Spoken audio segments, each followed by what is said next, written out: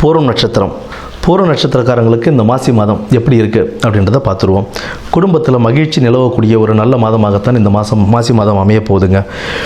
மனக்கவலைகள் அதெல்லாம் தீரக்கூடிய ஒரு மாதமாகவும் இந்த மாதம் உங்களுக்கு எனக்கு இருக்க போது. கணவன் மனைவிக்கிடையே ஒரு நல்ல ஒரு பரஸ்பர உறவு மேம்படுறதுக்கான வாய்ப்புகள் இந்த மாதத்தில் உண்டு.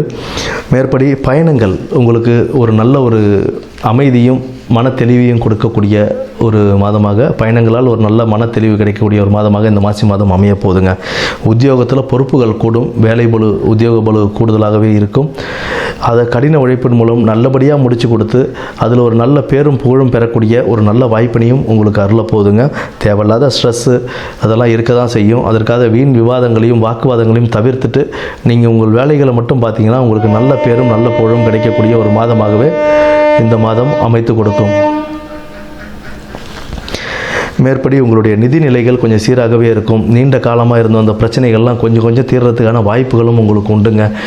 தேவையில்லாத வீண் அலைச்சல்களால் கொஞ்சம் உடல் சோர்வு அடையத்தான் செய்யும். அதெல்லாம் பொருட்படுத்தாமல் உங்களுடைய தொழிலில் கவனம் செலுத்தி அதை நல்லபடியாக கொண்டு போனீங்க அப்படின்னா அது உங்களுக்கு பேரும் புகழும் லாபத்தையும் ஈட்டி கொடுக்கக்கூடிய ஒரு நல்ல மாதமாக இந்த மாசி மாதம் உங்களுக்கு அமையுங்க.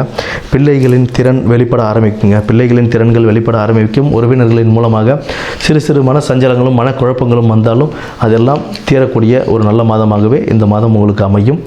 மேற்படி உங்களின் இந்த மாசி மாதம் நல்லபடியாக கொண்டு செல்வதற்காக நீங்கள் முருகர் வழிபாடு டெய்லி முருகர் வழிபாடு செஞ்சுட்டு வந்தீங்க அப்படின்னா உங்களுக்கு ஒரு நல்ல மாசி மாதத்தில் உங்களுக்கு ஒரு நல்ல வழிகாட்டுதலும் நல்ல உந்துதலையும் கொடுத்து நல்லபடியாக வைத்திருக்கும். நன்றி, வணக்கம்.